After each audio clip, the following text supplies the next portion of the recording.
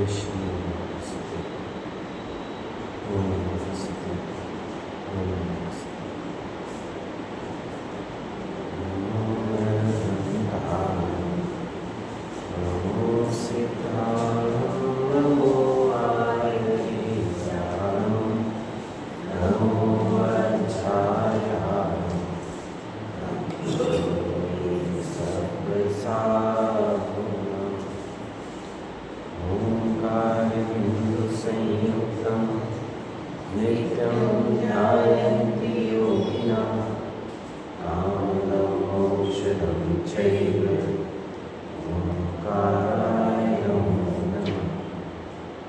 अविरलशक्तघनौघ प्रक्षालितसकलभूतलमलकलङ्का मुनिभिरुपासिततीर्थः सरस्वती हरति नो दुरिता। अज्ञानतिमिरान्धानां ज्ञानाञ्जनशलाकया चक्षुरुन्मीलितं येन तस्मै श्रीगुरुवे नमः।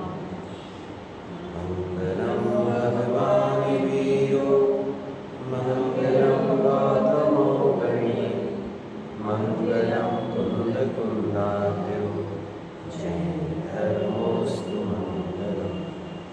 सर्वमङ्गलमाङ्गल्यं सर्वकल्याणकारिणं प्रधानं सर्वधर्माणां जयं जयतु शासनं जयं जयतु शासनं जयं जयतु शासनं।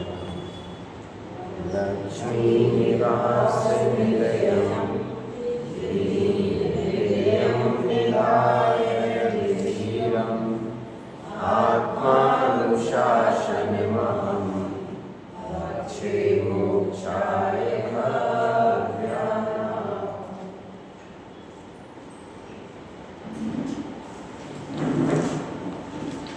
आत्मानुशासन नामक ग्रंथ है और इस ग्रंथ के माध्यम से आचार्य भगवान गुणभद्र स्वामी ने जो अपने ऊपर शासन करने की बात कही हुई है उस पर चर्चा चल रही है। जितने भी इसमें विषय हैं वे सभी विषय ये समझ करके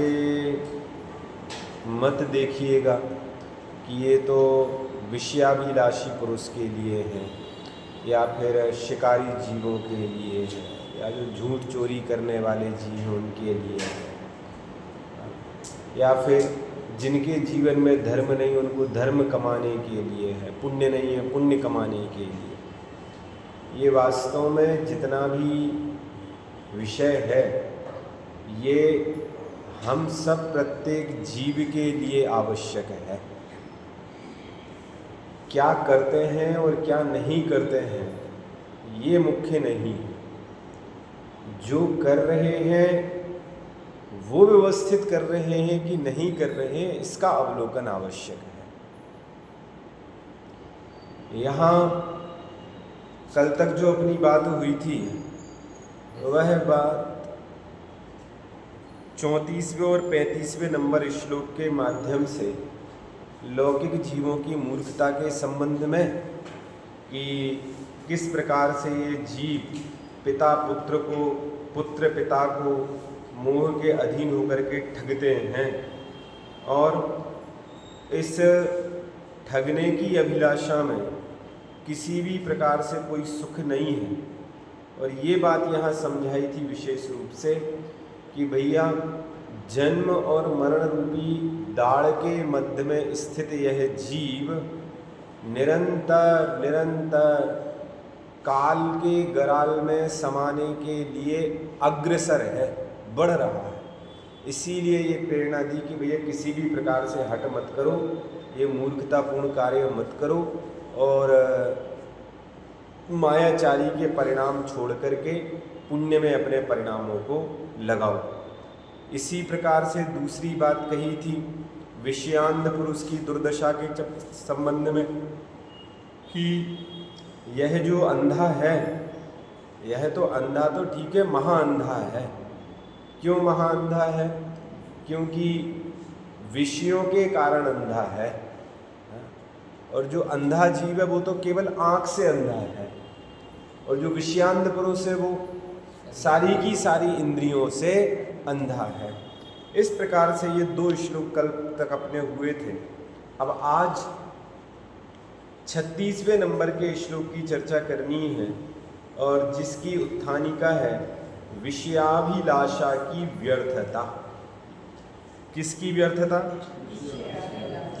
विषयों के प्रति जो इच्छा है ना, वो व्यर्थ है।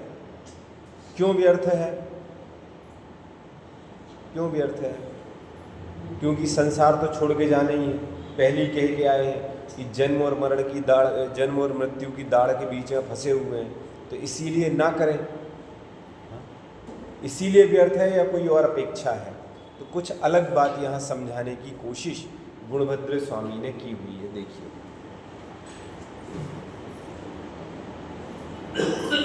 अब कहते हैं कि किंचित विषयों की इच्छा की पूर्ति के लिए तेरी प्रवृत्ति होती है। क्या कहते हैं? किंचित, किंचित, किंचित मतलब कुछ, थोड़े बहुत, भाई साहब थोड़े से, कुछ विषयों की इच्छा की पूर्ति के लिए मेरी प्रवृत्ति होती है। तेरी हो ना, आज से गुणभद्र स्वामी तेरी किसे कहेंगे? माना कि ये गुणभद्र स्वामी है, उन्होंने क्या कहा? तेरी। तो तेरी कौन? स्वयं पे आएगी ना भाई ये चीज कि विषयों की इच्छा की पूर्ति के लिए तेरी प्रवृत्ति होती है, परंतु विषयों की इच्छा तो सभी प्राणियों की होती है। बोलिए, कोई जीव ऐसा है जिसकी इच्छा ना होती हो? अरे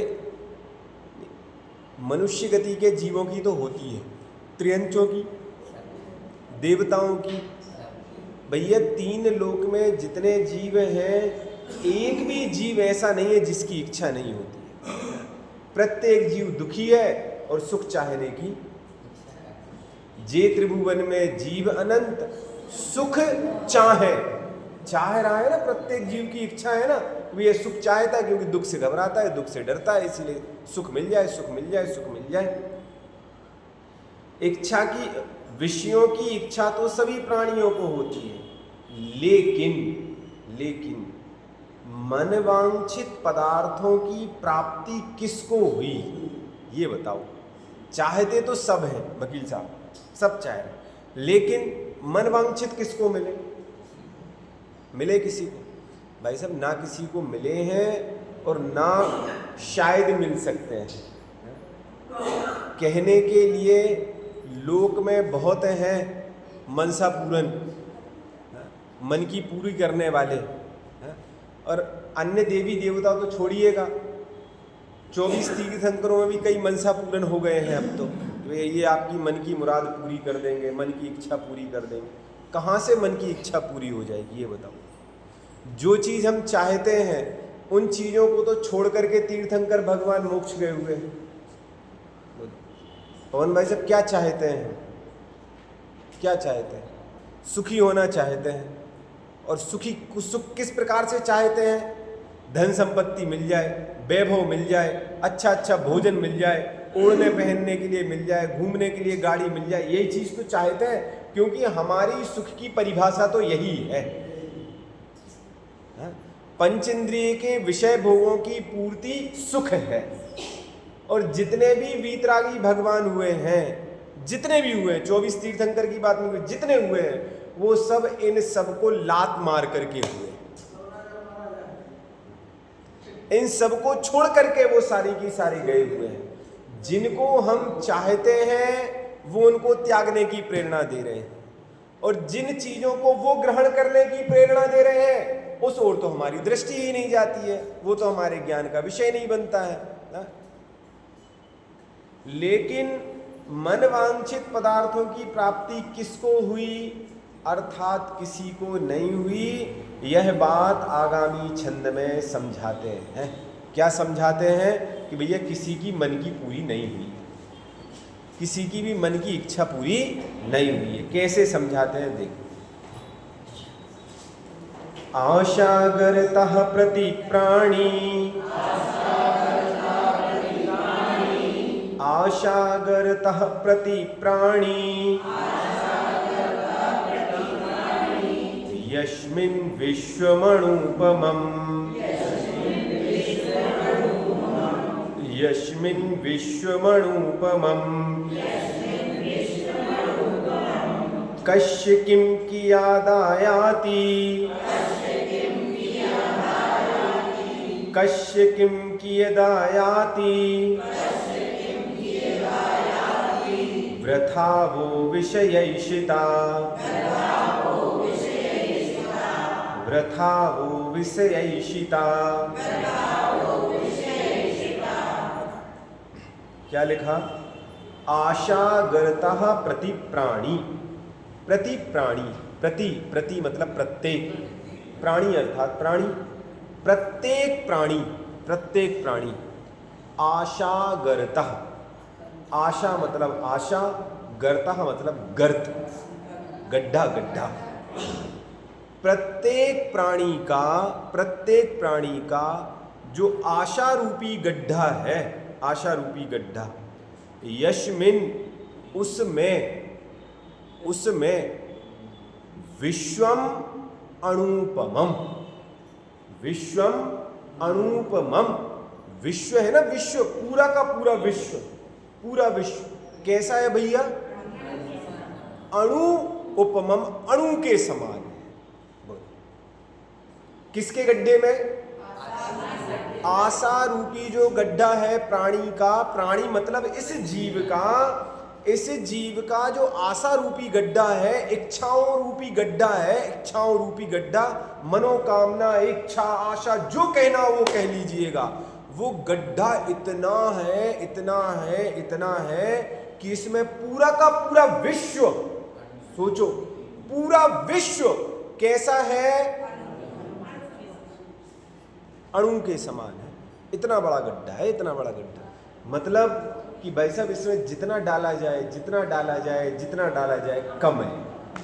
कभी इच्छा पूर्ति होती ही नहीं है, कभी इच्छा पूरी होती नहीं। हाँ बोलो।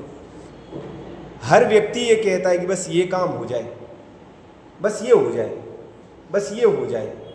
वो बस पूरा होता ही नहीं है। बोलो। जितने लोग यहाँ बैठे हुए हैं सबकी व्यक्तिगत बात कर रहा हूँ, उसमें मैं भी शायद सम्मिलित हो सकता हूँ। बस ये हो जाए, बस ये हो जाए, बस भाई साहब ये साल अच्छे से हो जाए, फिर अगले साल फिर देखी जाएगी। बस ये काम हो जाए, फिर हो जाए, ये परीक्षा अच्छे से हो जाए सब बच्चों की, फिर अगली बार फिर भाई साहब बस ये सीजन हो जाए, अगली बार इस झंझट में नहीं पड़ना, फिर अगले सीजन में फिर खड़े हो जाते हैं। बस ये शादी निपट जाए भाई साहब, बच्चों की शादियाँ हो जाए, फिर तो बस गंगा नहा लिया, काम खत्म, अब फिर कुछ नहीं करना। फिर बच्चों की शादी हो गई, फिर कोई ना कोई नया काम लग जाता है। एक की हुई दूसरे, दूसरे की तीसरी, लगा ही रहता है ना काम। तो बस भाई साहब घर में बेटा थोड़ा सा कमाने के लायक हो जाए और दुकान की गद्दी संभाल ले और हम निवृत्त हों, तो भाई साहब बेटा तो गद्दी संभाल लेता है लेकिन हम निवृत्त नहीं होते। हम फिर भी दुकान पे जाते रहते, हम फिर भी कुर्सी पे अपनी जमाई रहते हैं बैठक अपनी। बस बहू आ जाए और हम किचन से बाहर हों, कैसे हो जाए?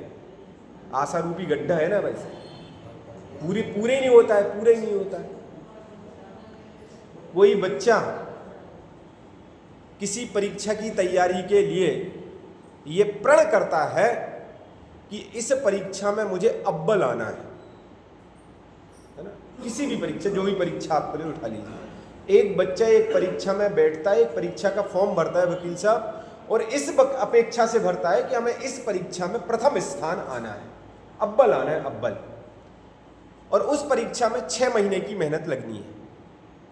और 6 महीने उसने दिन रात एक करके पढ़ाई की, दिन रात। भाई साहब कुछ नहीं देखा शैलेंद्र भाई साहब, ना उसने अपने रिश्ते की शादियां देखी, ना कुछ देखा, ना बीमारी देखी, ना दिन देखा, ना रात देखा, ना टीवी देखी, ना मोबाइल देखा, कुछ नहीं देखा। बस एक ही धुन थी उसको कि भाई साहब बस अव्वल आना है, अव्वल आना है, बस परीक्षा में फर्स्ट आ जाए तो बस हमारा काम हो जाएगा।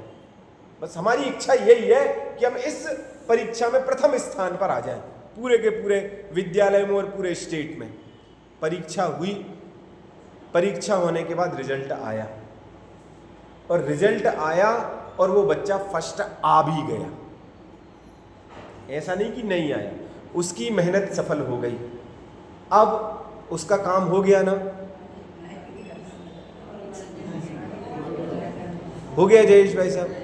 अब भाई साहब परीक्षा में फर्स्ट आ गए हैं, तो अब कौन सी कंपनी में नौकरी मिलेगी, किस कॉलेज में जाना है, मतलब जिस प्रथम स्थान के लिए उस बच्चे ने 6 महीने की पढ़ाई की, दिन रात एक कर दिया, उस 6 महीने की पढ़ाई का सुख 6 महीने भी नहीं भोगा उसने। अरे 6 महीने तो ठीक है, 6 घंटे भी नहीं। बेटा फर्स्ट आ गए हो, अब आगे क्या करना है? 2 जवाब। अब आगे क्या, मतलब आगे की चिंता तैयार है ना। पहले तो ये कहा जा रहा था कि वैसे बस ये हो जाए, बस ये हो जाए, बस ये, और जैसे ही वो हुआ और अब दूसरी खड़ी। यही बात लिखी भैया कि ये जो आशा रूपी गर्तः प्रत्येक प्राणी का आशा रूपी जो गड्ढा है वो कैसा है? यस्मिन विश्वम अनुपमम, इसमें पूरा का पूरा विश्व अणु के समान है, अणु के समान। दूसरी पंक्ति और गजब है। कश्य किम कियदायाति वृथा वो विषयैषितः। क्या लिखा? कश्य अर्थात किसको, किम क्या, कियत कितना, आयाति अर्थात आता है, मिलता है। क्या लिखा? कस्य किसको, किम कितना, किम क्या, कियत कितना, आयाति अर्थात मिलता है, आता है। किसको कितना मिलता है? वैसे किसको कितना मिलता है? बोलो। माना कि सबके पास संपन्नता हो जाए और सारे के सारे एक कॉलोनी में सोचे कि भाई साहब इसमें एक कॉलोनी में 100 प्लॉट हैं और 100 ही खरीद लें। अच्छी कॉलोनी है, बढ़िया, और मंदिर भी है, सब है, ठीक है, 100 सारे के सारे प्लॉट मिल जाए और सबको चाहिए। वैसे सबको, किसी को कितने तो मिलेंगे, निर्धारित तो होंगे, सबको सारे तो नहीं मिल सकते ना भैया। किसी को 5 मिलेंगे, किसी को 10 मिलेंगे, किसी को 1 मिलेगा, किसी को 2 मिलेंगे। लेने की सामर्थ्य तो सबकी है, लेकिन सबको सारे नहीं मिलेंगे। किसको कितने मिलेंगे, किसको कितने मिलेंगे? भाई साहब जिसकी जैसी जैसी योग्यता। कस्य किम कियत आयाति, किसको क्या कितना मिलता है, ये सारी की सारी चीजें वो वृथा विषयैषिता, वो अर्थात हम लोगों की विषय इशिता अर्थात विषयों के प्रति की वांछा, इच्छा कैसी है? तो लिखा वृथा, व्यर्थ है भाई साहब, व्यर्थ। किसको कितना क्या मिलना है, ये सारी की सारी इच्छाएं व्यर्थ है, किसी काम की नहीं है। सबको अपनी अपनी योग्यता के अनुसार, अपने अपने पुण्य के अधीन सबको सारी की सारी चीजें मिलने वाली हैं। किस चाहते तो सब है, सब चाहते, लेकिन भाई साहब मिलता नहीं है, मिलता नहीं। यदि चाहने से मिलने लगे तो फिर तो हो गया काम। ये व्यवस्था यहाँ समझाई है कि भैया विषयों की अभिलाषा सारी की सारी व्यर्थ है, व्यर्थ। किसी भी प्रकार से कुछ होने वाला नहीं है, कुछ मिलने वाला नहीं है। मरते दम तक पूरे काम होने वाले नहीं है। अंतिम क्षण तक भाई साहब, अंतिम क्षण तक अपन प्लानिंग बनाते हैं कि बस भाई साहब इतना हो गया है, अब नहीं कमाने की इच्छा, बहुत हो गया, बस इतने 50 साल 60 साल तक कमाएंगे, 50-60 साल के बाद फिर नहीं करेंगे, बहुत हो गया, अब क्या करेंगे, 1 करोड़ 2 करोड़ 5-10 करोड़ रुपया इकट्ठा हो गया, अब नहीं। तो जब 60 साल पूरे हो जाते हैं तो क्या छोड़ देते हैं फिर वास्तव में?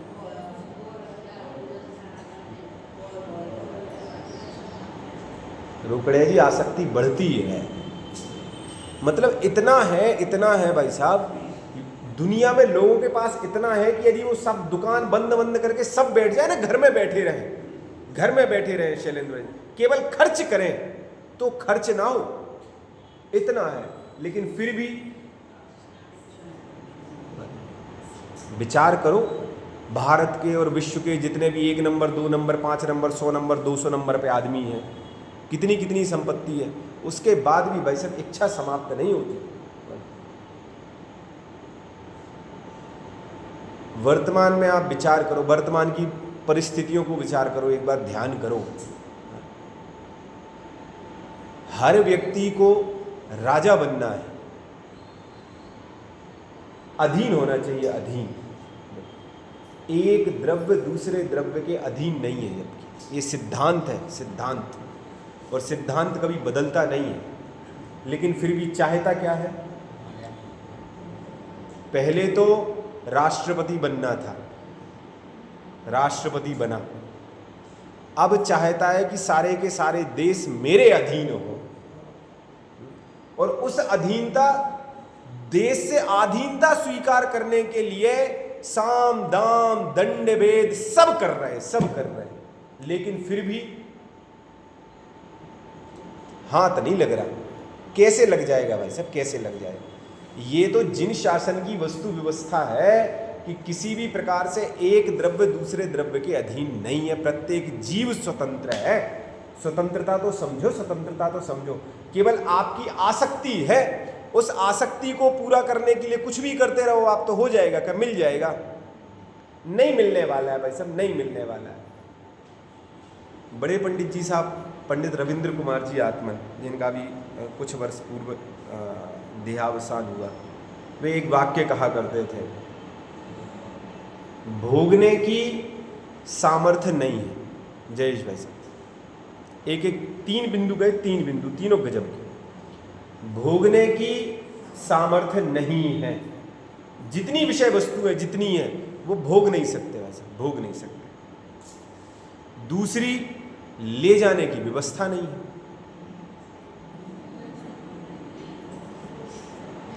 भोगने की सामर्थ्य नहीं है, ले जाने की व्यवस्था नहीं है। बोलो है व्यवस्था? इतना कमाया है कि भाई साहब नहीं है व्यवस्था। और तीसरी, आसक्ति कम होती नहीं है।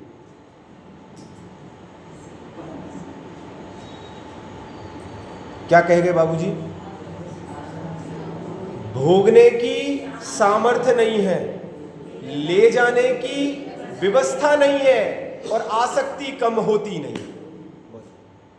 कितनी गजब की बात है। जितनी सामग्री है नहीं भोग सकते भाई साहब, नहीं भोग सकते। जितनी है, जितना कमाया हुआ है, जिसके पास जितना है, नहीं भोग सकते। या तो भाई साहब आप तो भोग नहीं सकते, तो भोगेगा कौन? आएगा कोई पुण्यशाली जीव जो भोगेगा उसको, वो भोगेगा भी, वो दान भी करेगा, वो सब करेगा, उस चीज का उपयोग करेगा। तो वो तो हम तो उसके लिए कमाने के लिए कमा करके रख रहे हैं, जो आने वाली जीव है, आने वाली संतति है। अपन तो भोग नहीं रहे, अपन तो वो सांप बन के बैठेंगे वहीं जा करके, भाई जब कोई छीन ना ले, ऐसी स्थिति बनेगी। क्या करेंगे भाई साहब? भोग सकते नहीं है, भोगने की सामर्थ्य नहीं है। चलो ठीक है, भोगने की सामर्थ्य नहीं है तो ले जा सकते हैं, कुछ तो ले जा सकते होंगे, ले जा सकते हैं भाई साहब, क्या बात कर रहे हैं? जिन परिणामों से वो भोगने की सामग्री आपने कमाई हुई है, वो परिणाम साथ ले जाओ। और किसी भी प्रकार से धन सामग्री जो एकत्रित किया जाता है, वो सारे के सारे परिणाम कैसे होते हैं, उन परिणामों का कर्ता प्रत्येक जीव, वो भली भांति जानता है कैसे आते हैं वो पैसे। उन परिणामों का कर्ता हमें, और वो ले जाएंगे हम। और ले जाने की व्यवस्था नहीं है और आसक्ति घटती नहीं है। हाथ पैर नहीं चल रहे हैं फिर भी भाई सब ये और हो जाता, ये और हो जाता। डॉक्टर कह रहा है मिठाई नहीं खानी है, लाके तो रख लो कम से कम फ्रिज में, भले ही खानी नहीं है, कोई आ जाता है तो आसक्ति कम नहीं हो रही भाई सब चीज़ों। ऐसी व्यवस्था है। पढ़ो भाई सब, कितनी गजब का, कितना गजब का श्लोक है। आशागरतः प्रति प्राणी यस्मिन् विश्वमणुपमम् कस्य किं कियदायाति वृथा वो विषयैषिता। जिसमें विश्व अणु सम लघु है प्रति प्राणी का आशागर, किसको मिल सकता फिर विषयों की। जिसमें विश्व अणु समलघु है, पूरा का पूरा विश्व है ना, पूरा का पूरा विश्व। अरे विश्व की बात नहीं है, विश्व में जितनी भी भोग सामग्रियां, विश्व से क्या लेना देना है बोलो। हमें तो भोगना है उनको, अच्छी अच्छी चीजें देखना है, अच्छे अच्छे देश, अच्छे अच्छे प्रदेश, अच्छी अच्छी जितनी चीजें उनको देखना है। स्पर्शन इंद्रिय जनित स्पर्शन इंद्रिय को भोगना है, रसना इंद्रिय जनित रसना इंद्रिय को भोगना है, घ्राण चक्षुकर्ण इंद्रियों के विषयों को भोगना है ना। और कौन से विषयों को भोगना है? सारे के सारे विश्व में जितनी श्रेष्ठ से श्रेष्ठ चीजें हैं उन सबको भोगना है, उन सबको भोगना है। उस विश्व की बात की है। और वे सारी की सारी कैसी है? अणु सम लघु है, अणु के समान छोटी सी है। किसमें? प्रति प्राणी का आशागर, प्रत्येक प्राणी के आशा रूपी गड्ढे में। किसको कितना मिल सकता फिर विषयों की अभिलाषा। किसको कितना मिलेगा? प्रत्येक जीव की अभिलाषा है कि सारे के सारे विश्व की भोगों को भोगे, है कि नहीं है? सबकी इच्छा है कि भाई सब बढ़िया से, लेकिन मिलता कितनों को है बोलो? बड़ी बड़ी कंपनियां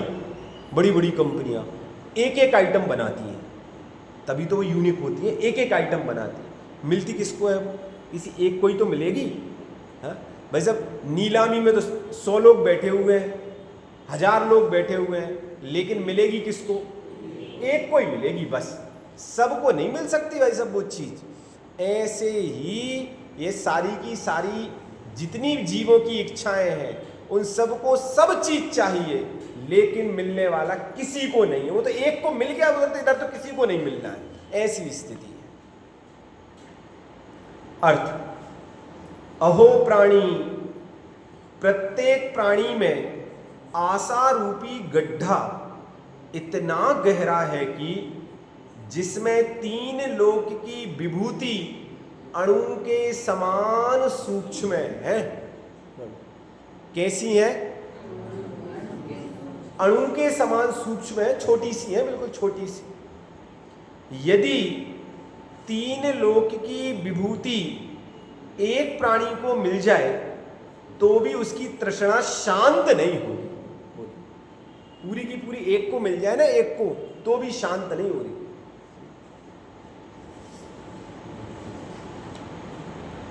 चक्रवर्ती का जीव होता है, वो तो 6 खंड का अधिपति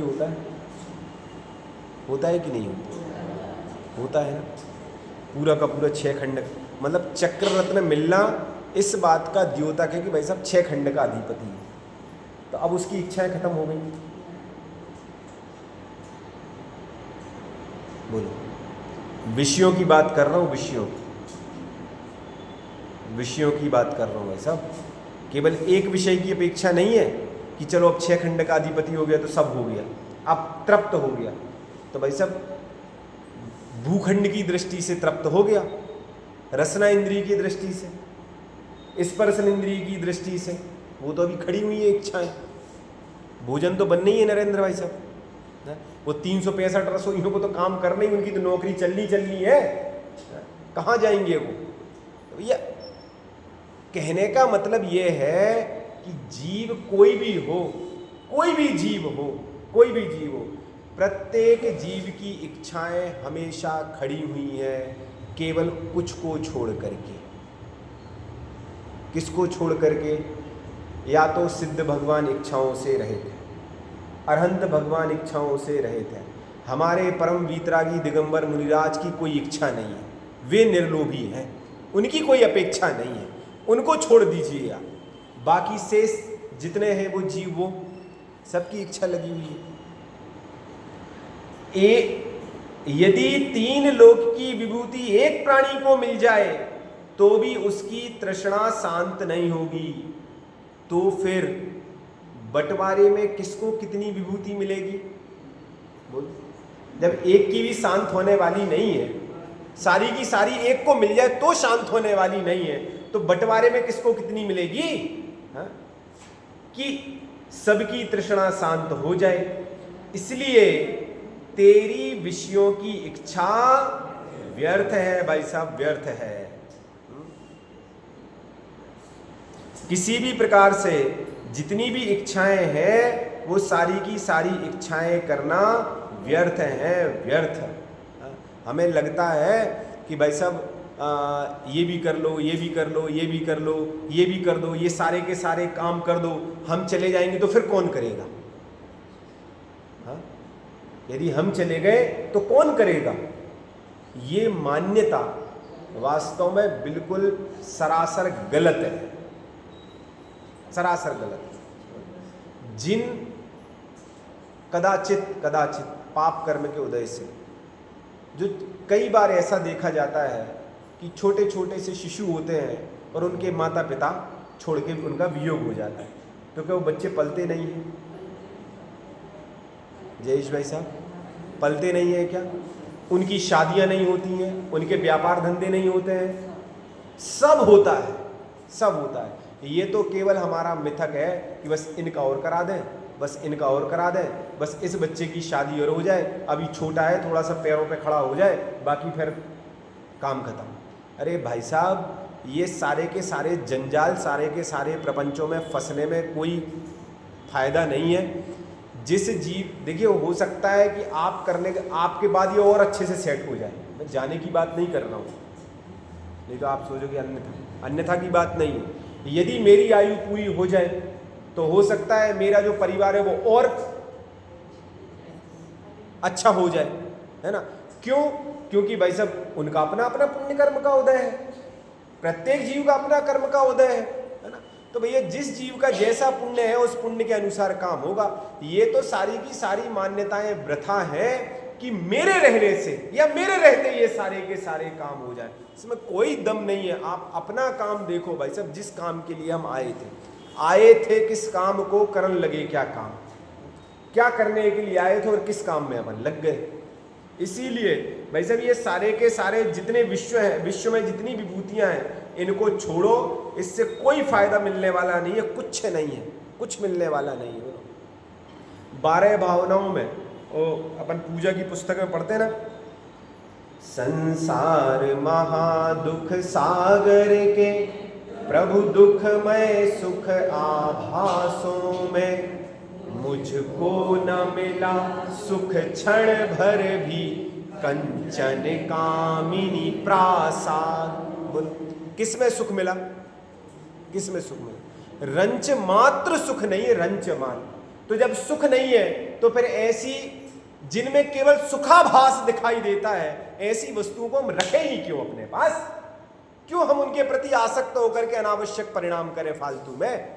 और केवल परिणाम करने से नहीं, परिणाम करने से हम अपनी दुर्गति क्यों करें, हम अपना काम खराब क्यों करें? ये बात वास्तव में यहां गुणभद्र स्वामी हमारे ज्ञान में स्थापित कर रहे हैं कि भैया किसी भी प्रकार से विषयों के प्रति आसक्त मत हो। ये जितने लेना है, जितने कमाना है, जितने लेना है, किसी भी प्रकार से कोई वो पूरे करने वाले वो आपके नहीं है। सब अणु के समान छोटे से ही रहने वाले हैं, इनसे कभी भी पूर्ति होने वाली नहीं है। भावार्थ, 3 लोक का वैभव तो अल्प है और प्रत्येक जीव का आशा रूपी गड्ढा इतना गहरा है कि उसमें 3 लोक का वैभव अणु के समान अति अल्प है, तो एक जीव का गड्ढा भी पूरा कैसे होगा? बोलो भाई साहब, कितना है? आशा रूपी गड्ढा इतना बड़ा है, इतना बड़ा गड्ढा है भाई साहब कि यदि गुणा भाग करो, गुणा भाग करो, किस चीज का गुणा भाग करो कि आज तक हमने कितनी वस्तुओं को भोगा हुआ है। नरेंद्र भाई साहब, कितने जोड़ी कपड़े पहने हैं, कितने घूमे हैं, कितना क्या क्या खाया पिया है, कितने मन गेहूं खाया है, कितने पीपे घी पी गए, कितना तेल पी गए, क्या क्या नहीं किया। बोलो कितना नहीं खाया, भर गया पेट? हाँ भर गया भाई साहब। सुबह खाओ, शाम को फिर खा ली, शाम को भोजन करो और सुबह फिर खा ली। ये तो उनकी स्थिति है जो 2 टाइम खाने वाले हैं, और जो 4-6 टाइम खाने वाले हैं वो सुबह नाश्ता करेंगे, फिर 12 बजे लंच करेंगे, फिर 2 बजे दोपहरी चाय करेंगे, फिर 5 बजे खाना खाएंगे, फिर रात में कुछ ना कुछ क्या करा, फरारी, ब्यारू ब्यारू। बोलो गड्ढा तो खाली का खाली है भाई साहब, खाली का खाली है, कभी भी भरने वाला नहीं है भैया, कभी भी भरने वाला नहीं है। जैसे ये गड्ढा भरने वाला नहीं है, वैसे ही आशाओं रूपी गड्ढा कभी भी भरने वाला नहीं है। वास्तव में देखा जाए, दुनिया का प्रत्येक प्राणी केवल कहता है, कहता है, क्या कहता है कि भाई साहब पापी पेट का सवाल है इसीलिए करना पड़ता है। नरेंद्र भाई साहब, बाबूजी, पापी पेट का सवाल है इसीलिए करना पड़ता है। वास्तव में पेट के लिए नहीं करते, पेटी के लिए करते हैं। पेट तो भाई साहब 2 रोटी में भर जाता है, और 2 रोटी कमाने लायक तो धन संपत्ति 9 बजे दुकान खोलोगे 12 बजे तक कमा लोगे, लेकिन 12 बजे से लेकर रात के 9 बजे तक एक पेटी भर गई, दूसरी रखो, दूसरी भर गई, तीसरी, ये लॉकर भर गया, दूसरे बैंक में लॉकर, दूसरे बैंक का तीसरे बैंक में लॉकर। ये पूरी की पूरी जीवन की जद्दोजहद है। इस जद्दोजहद के पीछे लगे और इसीलिए ये गड्ढा खाली है, इसीलिए गड्ढा खाली है। इसीलिए ये श्लोक लिखा ना, आज जीव की इच्छाएं इतनी है, इच्छाएं इतनी है, अन्यथा की दृष्टि में। एक बात बताइएगा,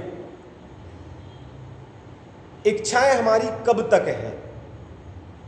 सबसे ये प्रश्न है, इच्छाएं हमारी कब तक हैं जयेश भाई साहब? जब तक जीवन है? गलत, गलत। हमारी इच्छाएं तब तक है जब तक हमारी आसक्ति है। सिद्ध करें। मरने तक नहीं है। यदि कोई जीव है, बोलो कोई जीव है और उस जीव ने चलते हुए जीवन में खूब पैसा कमाया, खूब पैसा कमाया, अथाह पैसा कमाया, अथाह पैसा, और दुनिया कह रही थी भाई साहब इनके पास सारी की सारी संपत्ति है, जीवन भर ये खाएंगे, और मन में वैराग्य आया और मुनि दीक्षा अंगीकार कर ली। अब बोलो, बोलो भाई साहब कहाँ गई? अब कोई कहेगा आसक्ति, क्यों? अब नहीं है इच्छा। अब भाई साहब आशा रूपी गड्ढा अब नहीं है। अब तो एक ही इच्छा है बस, मुक्ति की। अब पैसा कमाना ममाना खत्म बिल्कुल। वो एक उदाहरण आपने सुना होगा मेरे ही मुंह से कि एक सेठ जी जंगल में गए मुनिराज के पास, सारी की सारी संपत्ति थी, और जैसे ही वहां दीक्षा ग्रहण करी, अब वो संपत्ति कहां गई? वही है, वही है, लेकिन राग खत्म हो गया, आसक्ति खत्म हो गई। अब नहीं है भाई साहब, अब नहीं है। वो तभी तक है जब तक राग के तंतु जुड़े हुए हैं। जैसे ही राग समाप्त हुआ, उसके बाद फिर मेरा नहीं है भाई साहब। किसकी है? मेरी नहीं है, जिसकी हो सो वो जाने। अभी तक तो आप ही की थी, अभी तक तो मकान आप ही के नाम पे ट्रांसफर भी नहीं हुआ, नहीं हुआ तो भाई साहब मेरा नहीं है, अब नहीं है मेरा।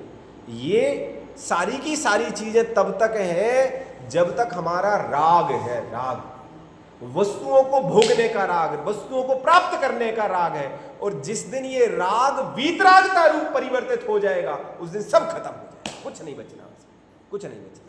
इसीलिए विषयों की अभिलाषा करना व्यर्थ है, व्यर्थ। किसी भी प्रकार से जितनी भी इच्छाएं हैं वो सारी की सारी इच्छाएं व्यर्थ है। इसलिए इच्छाएं मत करो भाई साहब, मत करो इच्छाएं, कुछ मत करो। क्यों मत करो भाई साहब? इच्छाएं तो होती हैं, वस्तुएं तो चाहिए। जब तक संसार में है तब तक तो चाहिए, तब तक तो कमाना भी है, धमाना भी है, खाना भी है, खिलाना भी है, सब करना है भाई साहब, सब करना है।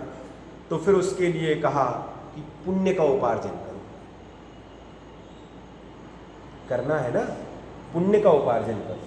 पुण्य उपार्जन करने की प्रेरणा दी कि भाई साहब पुण्य का उपार्जन करो, किसी भी प्रकार से इन भोग विलासिता की वस्तुओं को एकत्रित करने के चक्कर में मत रहो। ये सारे के सारे तो पंचेंद्रिय के विषय भोग हैं, केवल पंचेंद्रियों की तृप्ति कर सकते हैं, इंद्रियों की तृप्ति करेंगे, मन की तृप्ति करने वाले नहीं हैं। इसीलिए आगामी छंद में पुण्य के उपार्जन की प्रेरणा देते हुए आगे बढ़े। क्या लिखा और देखो, मुनिराज विषय सुख को छोड़कर महापुण्य का उपार्जन करने के लिए प्रवृत्ति करते हैं। क्या लिखा?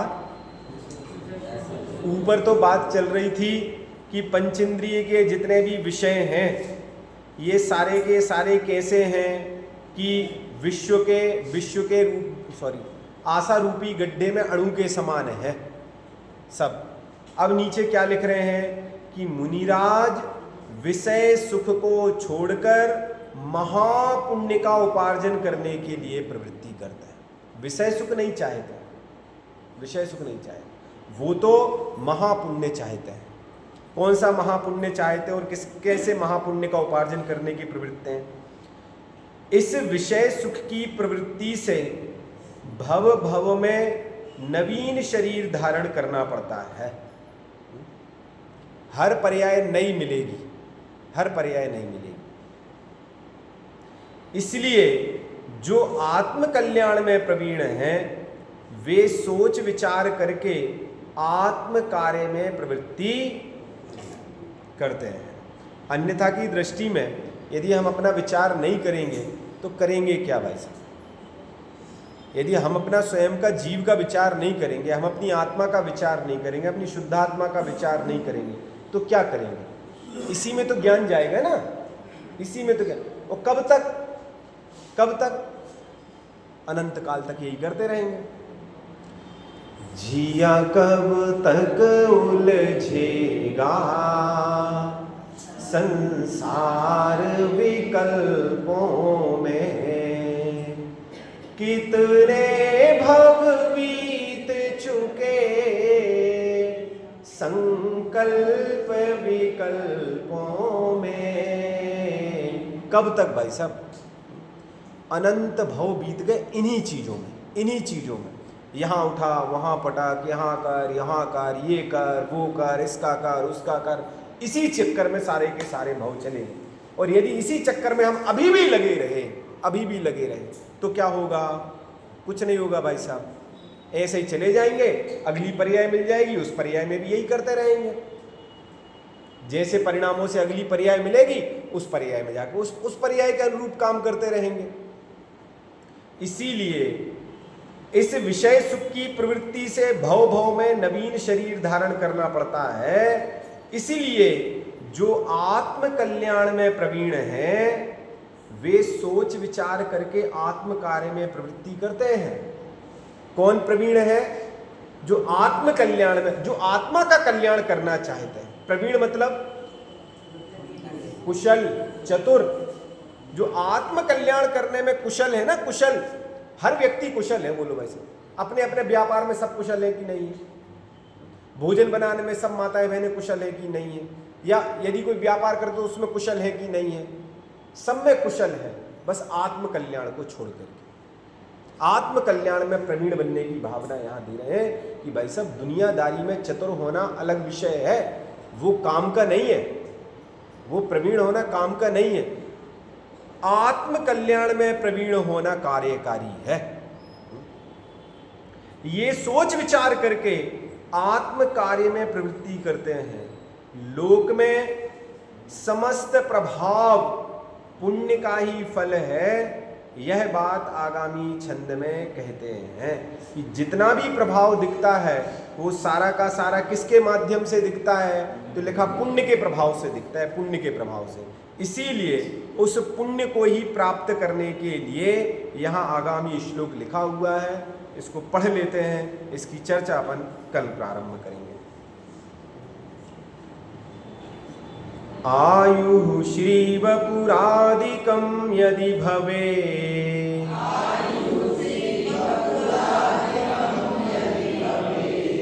पुण्यं पुरोपार्जितं स्यात् सर्वं न भवेन्न तच्च नितराम्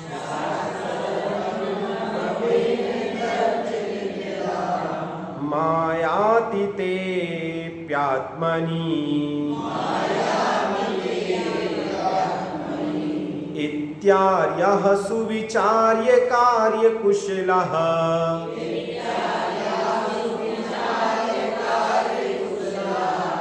कार्येऽत्र मन्दोद्यमा द्रागागामि भवार्थमेव सततम्